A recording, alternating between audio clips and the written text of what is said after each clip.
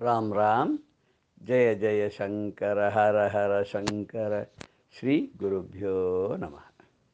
குருவருளும் திருவருளும் ஒன்று சேர இன்றைக்கி நாம் 35வது பகுதிக்குள்ளே நுழைப்போம். நம்ம இப்போ இருக்கிறது மழை சீசனில் இருக்கோம். எங்கே பார்த்தாலும் மழை கொட்டுன்னு கொட்டுறது. மழை அப்படின்னு சொல்லும்போது அந்த காலத்தில் திருஞான சம்பந்தர் கூட மாதம் மும்மாறி பெய்யணும் அப்படின்னு சொல்லி பாடியிருக்கார். நாட்டை ஒழுங்காக ஆளக்கூடிய ராஜாக்காக ஒரு மழை, வேத விற்பனர்களுக்காக ஒரு மழை, நல்லோர்களாகிய குடிமக்களுக்காக ஒரு மழை, அப்படி மழையை கேட்டிருக்கார். அந்த மழையிலேயே அதிவிருஷ்டி, அனாவிருஷ்டி, அகால விருஷ்டின்னு 3 உண்டு. அதிவிருஷ்டி ரொம்ப ஜாஸ்தி பெஞ்சாலும் கஷ்டம், அனாவிருஷ்டி மழையே பெய்யலைன்னாலும் ரொம்ப கஷ்டம், அகால விருஷ்டி பெய்யக்கூடாத நேரத்தில் மழை பெஞ்சாலும் கஷ்டம். அப்போது மழை ரொம்ப வேண்டியது தான். அதே மழை பருவம் தவறி பெய்தாலோ, தேவைக்கு அதிகமாக பெய்தாலோ, பழைய மழையே பெய்யாத இருந்தாலும் கஷ்டம். மழையிலையும் நம்ம நிறைய பார்த்துருக்கோம். சாதாரண மழை, சில இடத்துல ஐஸ் கட்டியாக மழை பெய்யுது, இப்படிலாம் பார்த்துருக்கோம். ஒரு ஊரில் ஒரு மாதிரி சீதோஷ்ணத்துக்கு தகுந்த மாதிரி மழைகள்லாம் இருக்கும். தங்க மழை பெஞ்சு யாராவது நம்ம பார்த்துருக்கோமா? இல்லை. ரொம்ப அதிசயம், அற்புதம். இப்படி தங்கமாகவே மழை பெய்யணும் அப்படின்னா அந்த மாதிரி ஒரு மழையை வரவழைக்கிறதுக்குள்ளே ஒரு தபோபலம் இருக்கக்கூடிய மகான்கள் இருக்கணும். இப்போ நம்ம 3 மகான்கள் குருமார்கள், அவர்கள்லாம் அவள் எப்படி கருணையோட திருவருள் புரிந்தார்கள் அப்படிங்கிறத நம்ம இன்றைக்கி பார்க்க போகிறோம். நம்ம ஆதிசங்கர பகவத் பாதாளை பற்றி கேள்விப்பட்டிருக்கோம். அவர் சிவகுருவுக்கும் ஆரியாம்பாளுக்கும் காலடியில் பிறந்தார், நமக்கு தெரியும். அப்பா சீக்கிரமாகவே காலகத்தி அடைஞ்சுட்டார். குழந்தை 5 வயசு குழந்தைக்கு பூணல் போட்டிருக்கா. பகவதி பிக்ஷாந்தேகின்னு அக்ரஹாட்டில் போய் பிக்ஷா வாங்கிட்டு அதில் தான் சாப்பிடணும். அப்படி ஒரு நாள் போயின்னு இருக்கும்போது ஒரு ஏழை அந்தனர் ஃபேமிலி அவாத்து வாசலில் போய் நின்றுருக்கா. அவர் அந்த பிராமணர் உஞ்சவர்த்திக்காக வெளியில் போயிருக்கார். ஏதாவது கொண்டு வந்தால் தான் உண்டு. அந்த அம்மா வீட்டில் ஒன்றுமே கிடையாது. சங்கரர் வாசல் போய் நின்று சின்ன குழந்தையா பகவதி பிக்ஷாம் தேகிங்க. அப்படி ஓரமாக எட்டி பார்த்த அந்த அம்மாவுக்கு திக்குன்னுது. ஆஹா, இன்றைக்கி பார்த்து சங்கரன் வரும்போது ஒன்றுமே இல்லாத இருக்க வீட்டில். வீடு முழுக்க தேடி பார்க்குறா, மணி அரிசி கூட இல்லை, என்ன பண்ணுறதுன்னு தெரியல. அப்புறம் பார்த்தா அலமாரில் ஒரு சின்னதாக ஒரு நெல்லிக்காய் ஒன்று இருந்தது, காஞ்சி பாதி காஞ்சி சுக்கா. இன்றைக்கி ஏதாவது சமையல் வெறும் சாதம் வடித்து தண்ணியை கலந்து அதை கரைச்சி குடிக்கிறது, இல்லை கஞ்சியாக பண்ணி சாப்பிட்றது. இந்த நெல்லிக்காயை ஹஸ்பண்டுக்கும் தனக்கும் ஆளுக்கு பாதியாக சாப்பிடலான்னு வேறு வழியே இல்லாத என்ன பண்ணுறா, ரொம்ப வெக்கத்தோடு நாணி குறுகி இந்த நெல்லிக்காயை சங்கருடைய பாத்திரத்தில் போட்டு விட்றா. இதுதான் கண்ணா என்கிட்ட இருக்குது, என்னை மன்னிச்சுக்கோன்னு. அவருடைய ஏழ்மை நிறைய பார்த்து ரொம்ப வருத்தப்பட்டு உருகி போன ஆதிசங்கர பகவத் பாதார் மகாலட்சுமியை ஸ்தோத்திரம் பண்ணி கனகதாரா ஸ்தவம் அப்படின்னு பாடுறார். அதை கண்ணதாசன் கவியரசு அவர் கூட தமிழில் பொன்மழைன்னு அதை டிரான்ஸ்லேட் பண்ணியிருக்கார். கனகதாராஸ்தவம் எல்லாருமே கேட்டிருப்போம். அங்கம் ஹரேஹே புலகபூஷணமாஸ்ரயந்தீம் பிருங்காங்கனைவ முகுலாபரணம் தமாரம் அங்கீகிருதாகல விபூதிரபங்கலீல மங்கல்யதாஸ்து மம மங்கள தேவதாய ஆரம்பித்து அப்படியே போயிட்டே இருக்கும். ரொம்ப அருமையான ஒரு கனகதாராஸ்தவம். நிறைய பேர் இன்றைக்கெல்லாம் பாடுறா. அப்படி கனகம் நெல்லிக்காயாக மழை கொட்டிட்டாள் அம்பா. அதுக்கு முன்னாடி மகாலட்சுமி கேட்குறா, இவாளுக்கு தரித்திரம்தான் இந்த ஜென்மாவில் எழுதியிருக்கு, இவாளுக்கு போய் நீ கனக வருஷம் கேட்குறியே, நான் எப்படி கொடுப்பேன்ற போது, அவளுக்காக கொடுக்க வேண்டாம், இந்த குழந்தை நான் கேட்குறேனே, உன்னை நான் கேட்குறேன் இல்லையா, நீ எனக்காக நீ செய்யலாமே, என்னுடைய ஸ்துதிக்காக நீ செய்யலாமேன்னு அம்பாள் இவருடைய ஸ்துதியில் மகிழ்ந்து போய் தங்க நெல்லிக்காயாக மழை பெய்ய வச்சுட்டா. அந்த ஏழை பிராமணருடைய கஷ்டங்கள்லாம் தீர்ந்து போச்சு அப்படின்னு சொல்லுவாள். ஒரு சில பேர் ஒரு கதையில் சொல்லுவா. அது எவ்வளோ தூரத்துக்கு அதுக்கு ஆதாரம் இருக்குதுன்னு தெரியாது. இவர் தான் குச்சேலராகவும் சுசீலாவாகவும் கிருஷ்ணாவதாரத்தும் போது இருந்தால், அப்போ அவர் அவல் சாப்பிடும்போது கிருஷ்ணனுக்கு கொடுக்காத ஏமாற்றி சாப்பிட்டார். அதனால்தான் இந்த ஏழ்மை வந்துடுத்துலாம். இதெல்லாம் சில அவவா ஒரு ருச்சிகரமாக இருக்கணும்னு அந்த கதைக்கு அதெல்லாம் சொல்லுவாள். ஆனால் ஆதிசங்கர பகவத் பாதால் இந்த ஏழை அந்தணர் இவளுக்காக, இந்த மாமிக்காக, அவளுடைய கஷ்டத்தை போக்குறதுக்காக தங்க மழையை பொய்ய வச்சார் அப்படின்ற ஒரு கதை இருக்குது. இதே மாதிரி இன்னொருத்தர் கூட என்ன பண்ணாருன்னா, இப்போ ஆதிசங்கர் தனக்காக மழை பெய்ய வைக்கல, அதுலேருந்து ஒரு நெல்லிக்காய் கூட அவர் எடுத்துன்னு வரல. அடுத்தது இன்னொருத்தர் நம்ம பார்க்க போகிறது நிகமாந்த தேசிகன், மகாதேசிகன் அப்படின்னு சொல்லக்கூடிய வேதாந்த தேசிகன். அவர் ஒரு 600-700 வருஷத்துக்கு முன்னாடி இருந்திருப்பார் போல். அவருடைய காலத்தில் என்ன ஒரு அதிசயம் அப்படின்னா, அவர் பணத்தை கையால் தொடமாட்டார். தங்கத்தை ஒரு துச்சமாக மதிக்கக்கூடியவர். அவர் உஞ்சவர்த்தி எடுத்து தான் சாப்பிடுவார். அவர் மாதிரி ஒரு ஒரு பெரிய வைஷ்ணவத்தில் ஒரு சிறந்த மகான், பெரிய பண்டிதர், மகாவித்வான். அவரை எல்லாரும் ஸ்தோத்திரம் பண்ணக்கூடியவர், அப்பேற்பட்டு மதிக்கக்கூடியவர். அவருடைய கிரந்தங்களில் யாதவாப்யுதயங்கிறது ரொம்ப விசேஷமானது. ஸ்ரீமத் பாகவதத்தில் கிருஷ்ணலீலையை பற்றி அவர் எழுதியிருக்கார். அதுக்கு அப்பைய தீட்சிதர் பிற்காலத்தில் வந்தவர், அவர் வியாக்கியானம் எழுதியிருக்காருன்னு சொல்லுவார். அப்பேற்பட்ட மகான் ஒரு தடவை உஞ்சவிருத்திக்கு போயிட்டு வெளியிலேருந்து வரும்போது ஒரு பிக்ஷை கொண்டு வந்த அரிசியை சம்சாரத்துக்கிட்ட கொடுக்குறாராம். அவர் தட்டில் அதை கொட்டி பார்க்கும்போது நிறைய தோரம்பருப்பு அளவுக்கு நிறைய தங்கத்தில் நிறைய மணியாக இருந்துதான்.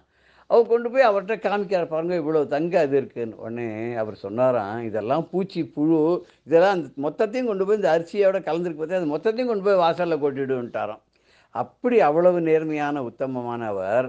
அவருக்கு ஒரு சிஷ்யன், அவன் ஒரு நாள் ஐயா நான் கல்யாணம் பண்ணிட்டு குர்த்தனம் பண்ணணுன்னு பார்க்குறேன், எனக்கு நீங்கள் ஏதாவது ஹெல்ப் பண்ணால் தேவையில்லைன்னு. இவர்கிட்டயே ஒன்றும் கிடையாது.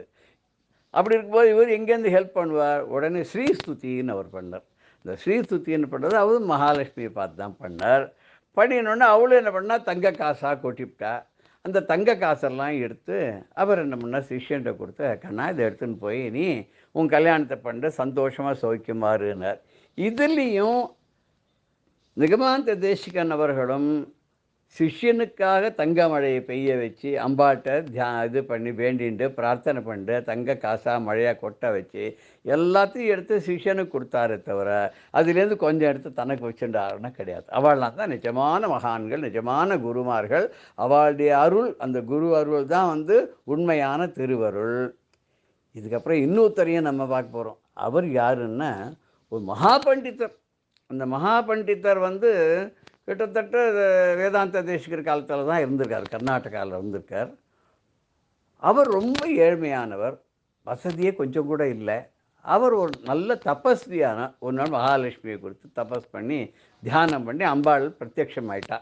ஆன உடனே எனக்கு நீ தங்கம்லாம் கொடுத்து என்னை ஆசிரியக்கணும். அம்பாள் சொன்னால், உனக்கு இந்த ஜென்மத்தில் ஒன்றும் பிராப்தி கிடையாதுப்பா, அனுபவ பிராப்தியே கிடையாது. உனக்கு இந்த ஜென்மத்தில் பைசாலாம் கொடுக்க முடியாது, அடுத்த ஜென்மத்தில் உனக்கு தரேன்னு. உடனே அவர் என்ன சொன்னார், நான் சன்னியாசம் ஒன்று வாங்கிட்டேன்னா அது அடுத்த ஜென்மம் தானே அப்படின்னு கேட்டார். ரொம்ப புத்தால்தனமாக தான் கேட்டார் அவர். அம்பாளும் ஆமான்னா உடனே சந்நியாஸ்தோகம்னு சொல்லி சன்னியாசம் எடுத்துட்டார். சந்நியாச ஆசிரமம் ஸ்வீகரித்து இவர் யதீந்திரர் ஆன உடனே மழை கொட்டோன்னு கொட்டித்து. எந்த மழை? தங்க மழை கொட்டித்து. தங்கமாக மழை கொட்டினோடனே இவர் ரொம்ப சந்தோஷத்தோடு எல்லாத்தையும் போய் வாரி எடுத்து கொண்டு உள்ள மூட்டையில் கட்டணும்னு நினச்சார். அம்பாள் தொடாதேன்னா. சன்னியாசி பணத்தை தொடக்கூடாது, சன்னியாசி தங்கத்தை தொடக்கூடாது. ஆச சன்னியாசி உனக்கு இப்பவும் இதெல்லாம் அனுபவிக்கிற பாத்தியத்தை உனக்கு கிடையாதுன்ட்டா. அவர் என்ன பண்ணார் தெரியுமோ, அத்தனை தங்க காசு எடுத்துன்னு போய் நாடு சுபிட்சமாக இருக்கணுன்றதுக்காக அந்த கர்நாடக தேசத்தில் அந்த காலத்தில் யார் ராஜாவாக இருந்தார்னா ஹரிஹர புக்கர் அப்படின்ற அவள்லாம் இருந்தால் அவளுக்கு இவர் உபகாரம் பண்ணுறதுக்காக அந்த பணத்தெல்லாம் அந்த தங்க மழை பெஞ்ச அந்த காசெல்லாம் கொண்டு போய் அவளுக்கு கொடுத்து அந்த நாட்டை வளமாக ஆக்கிறதுக்கு பண்ணினார் அப்படின்னு சொல்லுவாள். அவர் தான் வித்யாரண்யர்னு சொல்லுவாள். மகா பண்டிதர் அவர். அவர் பிற்காலத்தில் வித்யாரண்யர் ஹரிஹர புக்கருக்காக நிறைய அந்த ராஜ்யத்தில் நிறைய விஷயங்கள்லாம் பண்ணியிருக்கார். நாடு சுபிட்சமாக இருக்கிறதுக்கும் ராஜாக்கள் நன்னா வாழணுன்றதுக்காகவும் அந்த காலத்தில் அந்த ஹம்பியை தலைநகராக கொண்டு இருந்த கர்நாடக ஆட்சியில் அந்த சமயத்தில் வித்யாரண்யர் அதுக்கப்புறம் பிற்காலத்தில் ஸ்ருங்கேரி பீட்டாதிபதியாகவும் இருந்திருக்கார் அப்படின்னு ஒரு சரித்திரம் சொல்கிறது. 2 பேரும் ஒன்று தான் அப்படின்னு சொல்கிறா. எப்படி ராஜாவுக்கு அட்வைசராக இருந்து நாட்டை வளமாக்கின வித்யாரண்யரும் சிங்கேரி பீட்டத்தில் அமர்ந்த வித்யாரண்யரும் ஒன்று தான் அப்படின்னு சொல்கிறா. அவர் மகா பண்டிதராக இருந்தவர், பல பல பாஷ்யங்கள் எழுதினவர், பல பல கிரந்தங்கள் எழுதினவர், சங்கர விஜயம்லாம் எழுதியிருக்கிறவர். அவருடைய ஒர்க்ஸை எல்லாத்தையுமே எல்லாருமே ஓஹோன்னு ஸ்லாகித்து அதை போற்றி புகழக்கூடியவர்கள். அப்பேற்பட்ட வித்யாரண்யரும் கனக மழை பெஞ்சுதே தவிர இவர் கேட்ட மாதிரி அவர் அந்தன வித்வானாக இருந்தபோது அவருக்கு பாத்தியத்தை இல்லை, பாக்கியம் இல்லைன்னு சொன்ன அம்பாள் மழை கொட்டினப்புறம் இவர் சன்னியாசாசனம் எடுத்துட்டார். அப்பவும் உனக்கு இதெல்லாம் தொடக்கூடாதுன்னு சொன்ன உடனே அப்பவும் அவருக்கு அதை அனுபவிக்கக்கூடிய பாக்கியம் இல்லை. அம்பாள் விதியை மாற்ற முடியாதுன்ட்டா. ஆனால் அவர் என்ன பண்ணார்னா அதுலேருந்து ஒரு காசு கூட தான் எடுத்துக்காத போனாலும் நாடனுடைய வளத்துக்காக அத்தனையும் செலவழித்து அந்த கர்நாடக தேசத்தை ரொம்ப சுபிக்ஷமுள்ள ஒரு நாடாக, ரொம்ப சௌக்கியமான நாடாக பண்ணார் அப்படின்னு சொல்லுவாள். அந்த ஹரிஹர புக்கர் கூட அவள் ஏதோ கொஞ்ச நாளைக்கு இவரை ராஜாவாக கூட வச்சுருந்தா அப்படின்னு சொல்லுவாள். வித்யாரண்யரை ஏதோ ஒரு காரணத்துக்காக அவள் காட்டில் கொஞ்ச நாள் வாசம் பண்ணிவிட்டு அப்போ வித்யாரண்யரை ராஜாவாக நாட்டை ஆள சொல்லி திருப்பி 6 மாதம் கழிச்சு எடுத்துட்டான்னு சொல்லுவாள். அதனால்தான் வித்யாரண்யர் ராஜ தர்பாரில் உட்காந்து ஆட்சி பண்ணார் 6 மாதம். அதனால் அவர் ராஜ வேஷத்தில் இருப்பார் சொல்லுவாள். அவர் சிங்கேரி பீட்டாதிபதியாக இருந்ததுனால்தான் இன்றைக்கும் நவராத்திரியும் போது சிங்கேரி ஆச்சாரியால் மகா சன்னிதானமும் சரி சன்னிதானமும் சரி இந்த தர்பாரில் நல்ல அந்த பொன்னாடைகள்லாம் போட்டு தங்க கிரீடம்லாம் வச்சுட்டு மகாராஜா மாதிரி அந்த எல்லாருக்கும் தரிசனம் கொடுப்பான். அது அங்கே மாத்திரம் என்ன அவள்லாம் ராஜ குருவாக இருந்ததுனால அந்த ராஜா உடைய ஒரு ரிக்வெஸ்ட் பேரில் அவர் கேட்டுன்றதுக்காக அவள் அந்த மாதிரி இருப்பாள். இன்றைக்கும் அந்த ராஜ தர்பார் நவராத்திரி போது அவள் தரிசனம் கொடுக்கறது ரொம்ப அழகான காட்சியாக இருக்கும். பார்த்தவாள்லாம் ரொம்ப புண்ணியவான்கள். இப்படி நம்ம இன்றைக்கி சங்கரர், வேதாந்த தேசிகர், வித்யாரண்ய சுவாமிகள் 3 பேரும் எப்படி தங்க மழையை வரவழைச்சி 2 பேர் சிஷ்யன், ஒருத்தர் ஒரு ஏழை பிராமணருக்காக, இன்னொருத்தர் தன்னுடைய சிஷ்யனுடைய கல்யாணத்துக்காக, இன்னொருத்தர் நாட்டினுடைய சுபிட்சத்துக்காக தங்க மழையை வரவழைச்சார்கள்ன்றதை பார்த்தோம். இப்படி பல மகான்கள் அந்த குருமார்கள், அவருடைய குருவருள் அதோடு சேர்ந்த மகாலட்சுமியினுடைய அருள், திருவருள் ரெண்டும் சேர்ந்து எப்படி நம்மளுக்கெல்லாம் ஒரு பெரிய ஒரு பாக்கியத்தை கொடுத்தது அப்படிங்கிறத நம்ம இந்த நிகழ்விலேருந்து பார்த்தோம்.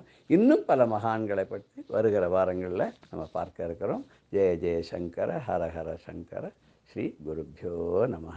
ராம் ராம்.